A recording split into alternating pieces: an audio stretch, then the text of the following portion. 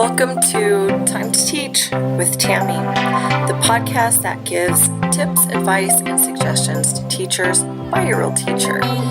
So sit back and enjoy. And oh yeah, don't forget to subscribe.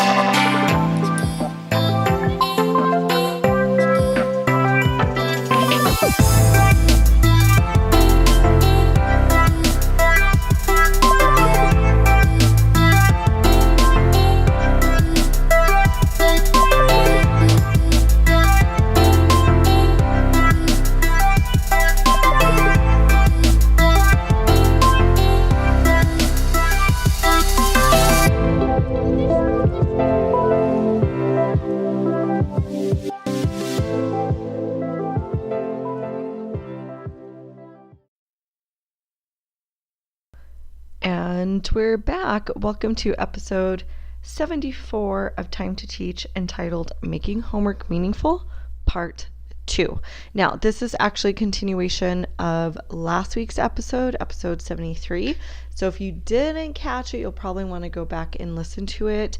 It more kind of looked at some of the research on homework, and I didn't really mean to begin this episode with that, but I did, and it kind of got longer than I thought, and that's why it ended up being 2 parts. So today we'll extend from last week's episode. So let's go ahead and just jump right on in. Okay, so making homework meaningful. Now, there's a lot of controversy, there's a lot of different ideas and opinions, which is also why I think listening to last week's episode will be helpful. But in addition to that, I would say just educating yourself on homework and what the research says, and maybe even experimenting in your own classroom with the kinds of homework that you give would be beneficial. So today I'm just really going to share some of the things that I do in terms of homework. They are just ideas. I'm always changing and trying to improve what I do. So I'm not trying to say that the way I do it is the only way to do it. I'm not even trying to insinuate that it's the best way to do it. It's just definitely something that I've been doing. So I think to begin, it's really important to establish the fact that I really don't mandate any type of homework. Everything that my students do are purely optional. It's purely optional. The only thing that is mandated is reading, and we try not to call reading homework, but at the end of the day, it kind of gets called homework because it is mandated. So students at my grade level, again, I teach pre-first. It's a grade, since I teach in Mexico, it is a grade in the more bilingual schools between kinder and first grade. You got pre-first in between. Anyway, so yeah, reading is the only thing really that's mandated. 50 minutes of reading, and I include that with their high frequency words. So I ask them to study the 5 high frequency words that I give out a week, and then read. And they have to read English and Spanish because, again, we are in Mexico, and they also have a Spanish teacher. So part of their literacy learning, I don't teach them this, but part of literacy is literacy in Spanish, and that comes from their Spanish teacher. So that's what the 50 minutes entails. Reading all 50 minutes include the reading they did in English, reading they did in Spanish, and their practice of their high frequency words. I call it snap words because Lucy Calkins does. So if you hear me say snap words, that's what I'm more prone to say, because that's what I call it with the kids and even the parents, that I'm almost forgetting that it has another term, but that's life. Anyway, that's the only thing that's mandated. So everything that I'm going to be talking about, keep in mind it's optional. There's nothing making students do it, and not all students do these optional assignments. So anyway, let's kind of look at what I do in terms of homework activities, optional homework activities.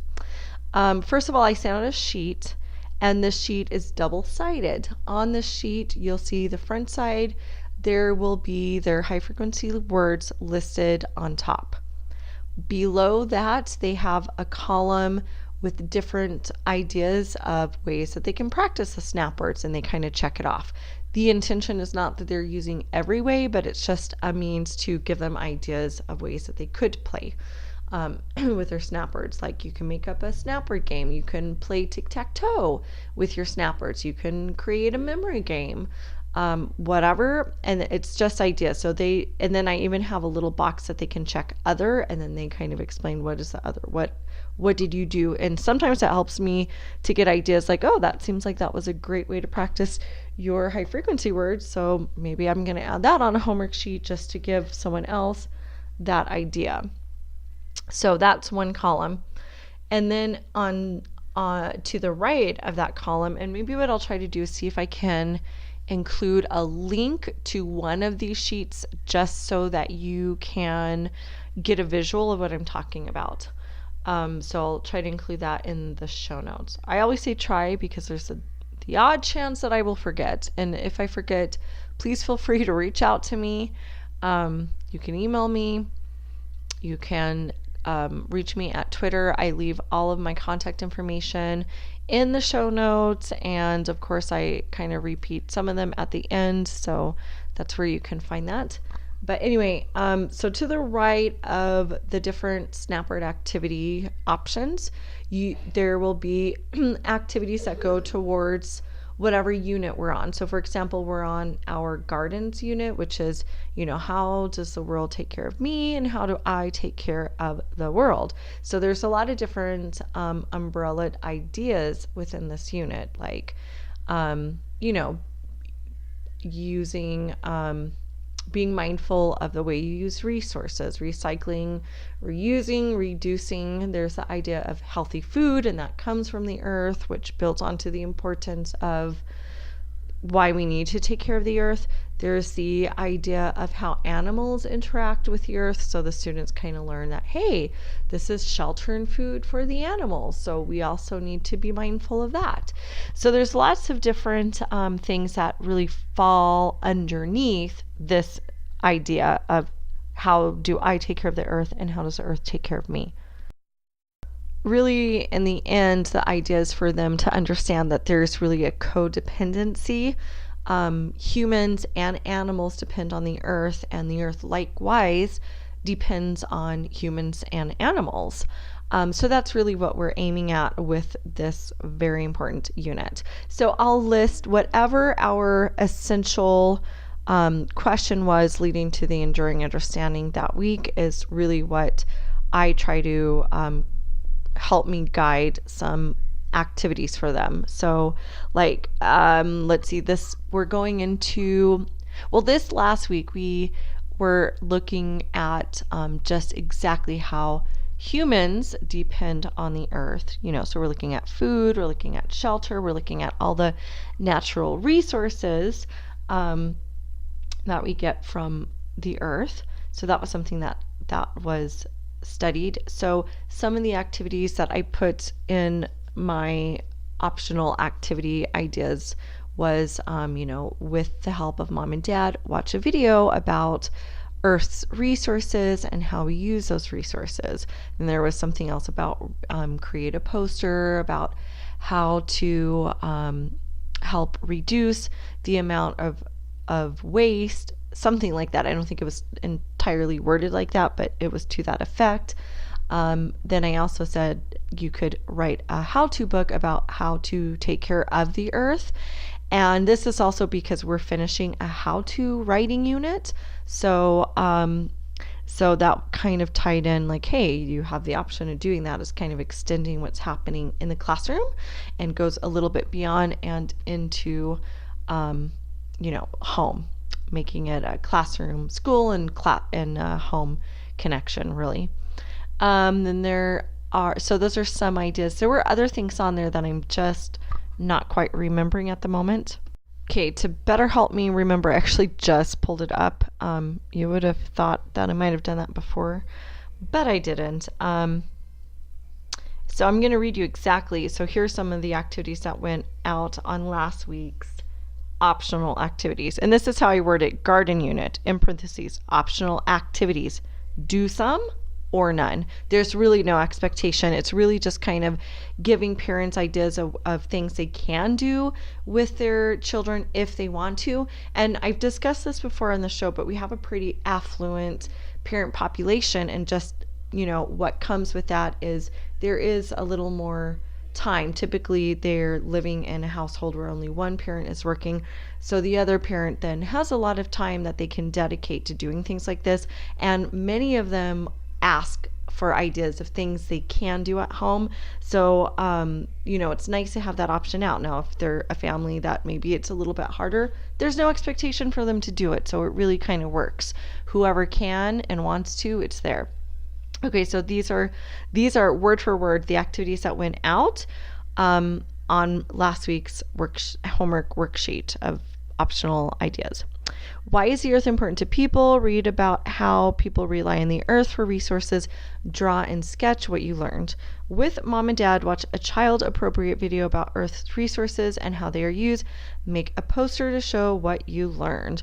Recycling, reducing, and reusing can help us preserve Earth's resources. With mom and dad, come up with specific things you can do to help preserve Earth's resources. Teach someone about the importance of caring for the earth. This could be a sister, a brother, a cousin, grandparent, etc. Take a picture and share with me. With help from mom and dad, make a digital collage of ways people can help care for the earth. Okay, I guess the how-to book wasn't on this one. I don't remember which one it was, but I've included a how-to book because that ties in directly with what we've been doing. Then I also like to include a social and emotional piece. Again, it is not mandatory. It is purely optional. But I just find that just having that kind of helps parents know how they can support in that way with their children. Okay, so, and this is how I word it. So below the garden unit, you go into a new little box and it says self and social optional activities. You may send me photos of you and your child doing these if you would like. Okay, read a book about friendship. And this also kind of ties into a class meeting that we had. We've been looking at friends and friendship-like behavior as opposed to bullying. Write about what you learned. Write a song about being a good friend. And also that kind of goes into our writing unit, because in this how-to, you know what? I'm so sorry. How-to was our last unit. We're actually finishing a persuasive writing unit. But that doesn't change the fact that I included how-to books. But this goes into the persuasive writing unit, because one of the ways that they learn that they can write about problems that they are trying to tackle is they can write letters, they can make posters, they can write songs and poems. So I always am trying to incorporate our writing unit and just giving it as an option. So write a song about being a good friend. Good friends use kind words. Work really hard this week to use kind words. Please, thank you, excuse me, etc. with others. So sometimes there's not even something that needs to be produced after they try the activity. It's just something for them to try. We need to help spread peace in the world. Write a book to teach others how they can help practice and spread peace. Help mom and dad with something this week. So I'm trying to include like building responsibilities. It gives their parents, I think, ideas too about, hey, how can I help my child become a responsible human? All those fun things. Play a game with your sister or brother or a cousin or friend and let them choose the game. Invite a friend over to your house to play with mom and dad's permission first, who you haven't played with a lot. So just trying to give them ideas of, how can I help my child with being responsible? How can I help my child being with their social and emotional development? I really do encourage them to, try to help their child not always play with the same friends, but expand their circle of friendships. I've talked about this with my whole recess buddies before, but it's pretty amazing the friendships that I've actually seen develop because of me kind of assigning their friends to play with. And it sounds awkward and funny and kind of like I would never want anyone to assign my friends, but I think if we're doing that at an early age, ultimately we're helping them with those social skills, and I think later in life that's really going to benefit them hugely. So yeah, so those are just some ideas. Again, that's just one actual homework sheet. And like I told you, there are two sides. So that would be the first side. So again, I've included what their snap words are for the week or their high frequency words. I've included activities that they can do to practice it. Then I've put in activities that go along with our unit theme, and then going into self and the social part. Oh, I'm forgetting a huge part. Below that one is another box for activity ideas for math. By the way, my daughter is really blaring her music. So if you're hearing anything funny, it's because I have a teenage daughter and she likes her music and she likes it loud. Okay, so then I leave activities that will go along with whatever concepts we're currently working on. So last week said math, optional, numbers to 20. In your house or anywhere, find items of more than 10. Determine how many of the items there are, then how many groups of 10s and how many 1s are in that number. Draw a couple of the items you find, also writing the number. Don't forget to write how many 10s and 1s there are. Sometimes I feel like the optional math activities are a little bit tricky because it's all spelled out. I do try to leave visual examples when I can, but remember, my parents are also, English is their second or third language. So I really think that to help with this, I might even need to make videos in the future. I'm kind of getting a little bit more into screencasting and making videos. So I think that might be one thing that I try to do, is make that a little more visual for them, because I think when English is not their native language, all of this gets very frustrating. Not frustrating, but confusing, which could be frustrating. Again, it's optional, so there's no stress that, if they can't figure it out, they can always reach me and ask me, but in the end, it's not something that actually has to be done anyway. So so that's the first page. And then when you turn to the backside is basically just a reading log. Now, I understand you may have strong opinions about reading logs, as do I. For several years, I gave up giving reading logs because I'm kind of, I don't know, not convinced that that's always the best way. But this reading log, the only thing they do with the reading log is color in the minutes that they read. So they actually can span it over 7 nights. You choose when you want to read. It doesn't, like if you want to do all your reading on the weekend because that makes sense for your schedule, then that's fine. If it's spaced out every other day because you have activities, and our kids do have activities, then that's fine as well. So it's not the kind of reading log where they have to write down, they don't even have to write the title of what they read. They just have to color in the boxes up to the minutes that they read. And then of course, mom and dad, because my students are about age 6, some of them are now 7, but because they're little, parents are going to be timing all of that and help them with that part. But the students are the ones who are expected to color in the actual boxes. I do suspect that some parents are doing that for them, but you can't control everything. So the important thing is the reading, and whoever colors the box, that's all extra stuff that I'm not going to worry about. So so that's what the homework sheet is. That's what it is. And I really feel in this way it's more meaningful because they're actually activities that are benefiting them, and with their family, socially and emotional. They are activities that I feel are different than your regular. It's not like, it's more than, do this boring worksheet. It's not that. It's a lot of creating and producing, and it's just gets them also. There's the aspect of doing things with their family as well, which is the other thing that I'm trying to do, is give them ideas of, hey, these are things you can do as a family. And again, it's totally up to them. There's no consequence if someone doesn't. In fact, in my classroom, there's not even a consequence if someone is not doing the required reading. There's not a consequence. I'm going to be perfectly honest with you guys. I don't track their homework. They bring it in. I'm not checking anything off. I don't have time for that. I barely have time to get to the bathroom. So are you kidding? I don't have time to track homework. But And I'll kind of explain a little bit further what I do with her homework, because I do look at it. But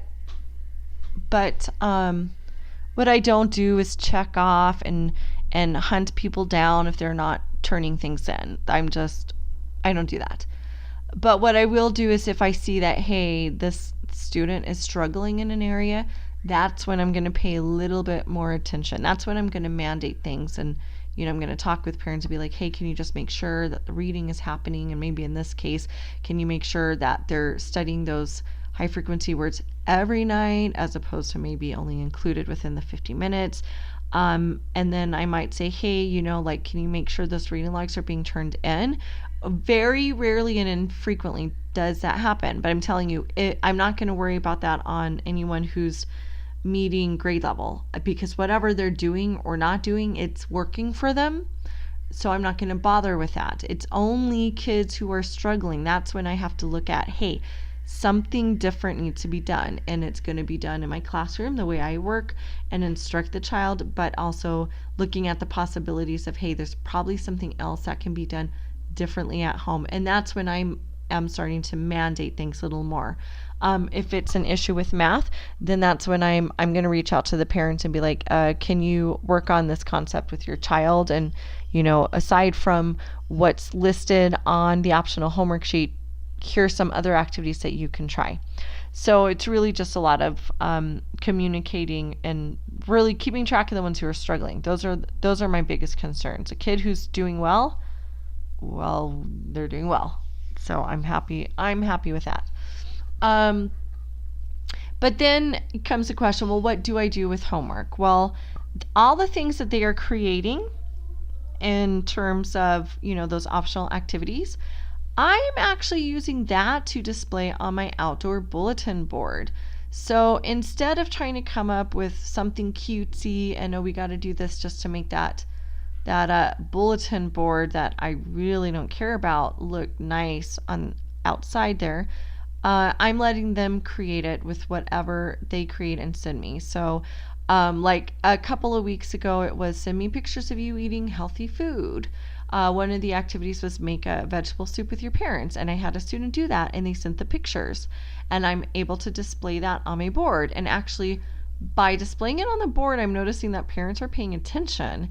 And by paying attention, some of them are like, oh, I want to get my child's work on the board. So it kind of motivates them to, oh, let's do this, So all of that is to say, they don't have to do it, but it is nice when they do, and I want to honor it. And I just kind of decided, hey, the bulletin board now is going to be based on our unit theme, and it's the work that they're producing, so they're going to help create it.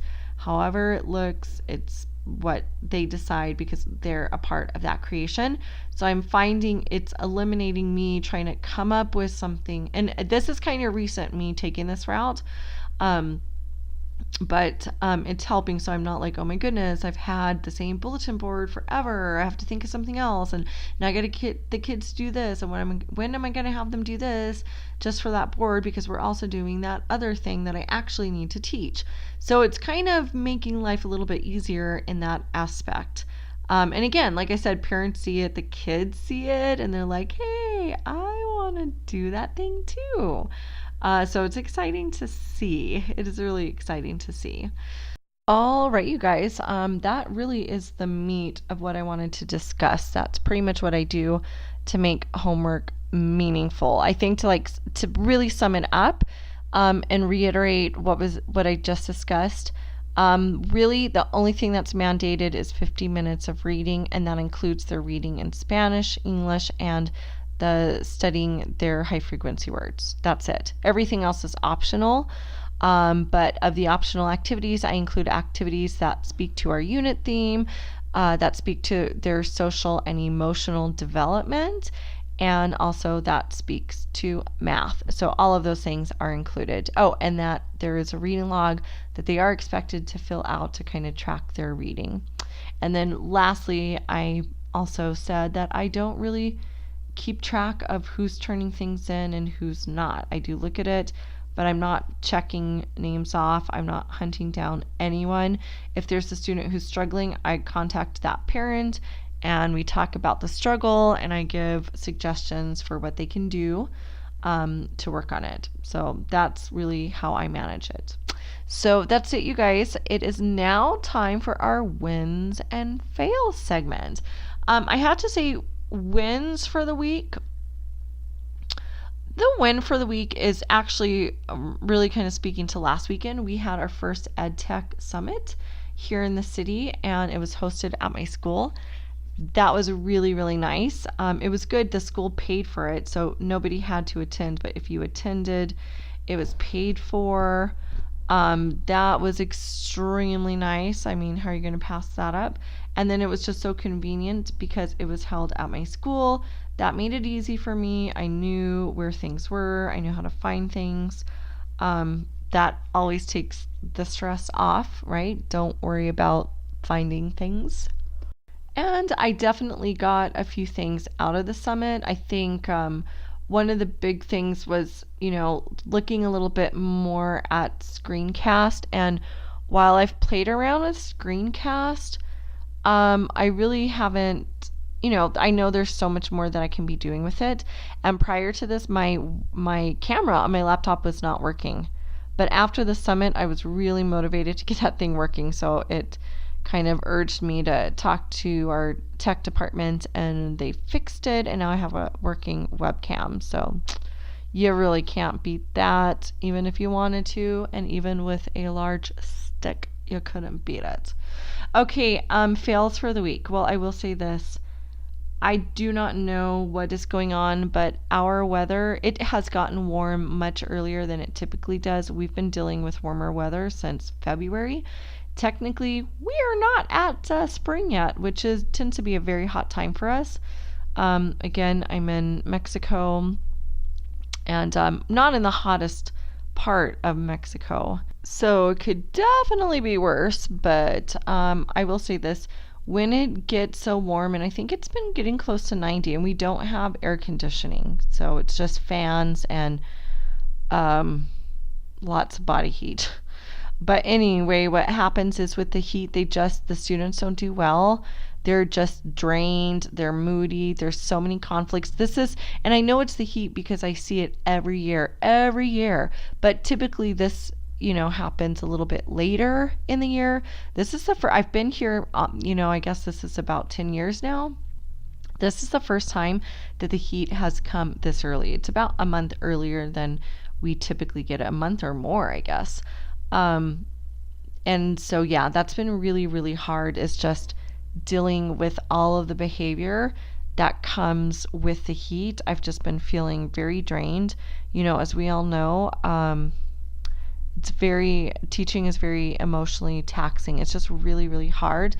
And although I'm a very empathetic person, it's really, really hard to be dealing with conflicts and emotions all day long. It's very taxing. It really takes its toll on a person.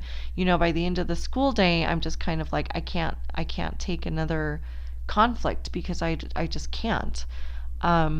Yeah, it's really hard. But so I don't know. Well, it's just the way that it is.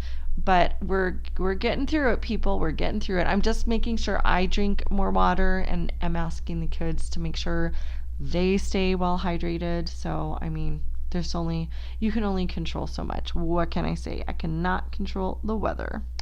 Anyway, that's it, you guys. That is all we have for today. So I do appreciate you joining me. Again, I know that our choices and podcasts are so many, so thank you for taking your time to listen to a little old me. I would love to hear from you if you have anything you'd like to add on the topic of homework or anything at all, or in general. Again, I can be reached on Twitter. My handle is at TammyJ123. That's TAMIJ123.